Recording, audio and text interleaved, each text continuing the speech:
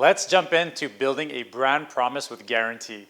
Forewarning you in advance, this is one of the most challenging things for any business to put in place. It might sound easy, it might sound like something you can do. You have to put a lot of effort and time into it. So a brand promise with guarantee is very, very different from just a brand promise.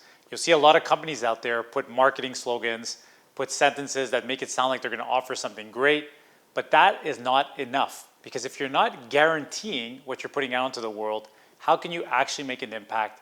And how can your core clients actually trust you and believe you?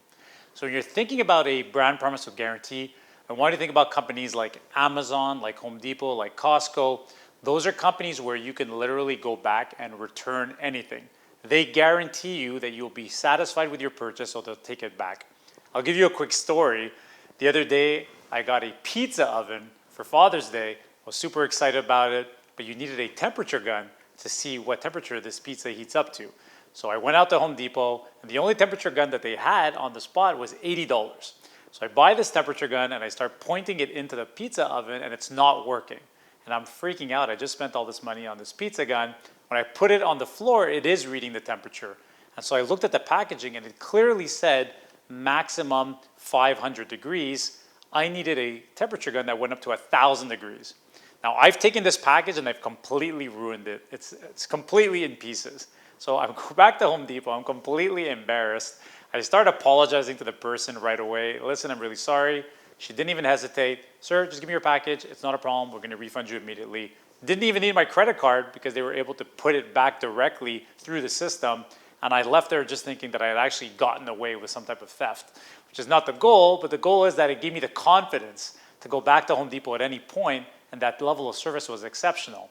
So when you think about a brand promise, you need to think about the things that you can do in your business that will give something incredible back to your client if you don't deliver on your promise. So I want to give you an example from our LED lighting business. We came up with this $300 promise. We realized as a business that there were some major issues when we would misship a product. We're pretty good as a business, but mistakes are going to happen, right? So let's say, for example, a customer in Vancouver ordered a lighting fixture. So they order 3 lights, they wanted black. They open the package, they get white. So they got 3 of the wrong lights. These lights are $20 each, okay? They're not expensive, but it costs us about $25, $30 to ship them across country. Now the client calls us. Shawn, what do I do with these? Oh, you got to start an RGA process. We got to start the paperwork. You got to send us proof that you got the wrong thing. We're going to send you a transporter to come and now pick up these fixtures. It's going to cost us another $25, $30, $40 to bring them back to Montreal. The whole thing was a massive headache for everyone involved. So we decided to say, you know what if we had a brand promise that any order under $300, we're going to replace, send a new one, no questions asked. Of course, our operations team almost fainted. They started saying we're a bunch of crazy people. Sales team knew what we were doing and said, you know what, give us a chance. We think we can pull this off. We tried it. What happened as a result, the first year, 2018, when we didn't have the brand promise, it cost us about $91,000 in returns. The year after, 2020, when we actually did the brand promise, it actually cost us $27,000. We actually saved more than 2/3 of the money actually along the way, because we took out all the labor costs, all the time spent, all the transport, and guess what? The client, super ecstatic with the experience.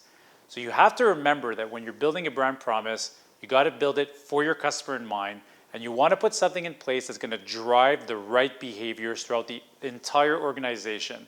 But try it. You can test it out before. It doesn't have to be set in stone. It's something that you can test out. If it doesn't work for you, you can pull it back. But I strongly encourage you to come up with a brand promise that will give your customer an exceptional experience and the confidence that if something goes wrong, you will fix it.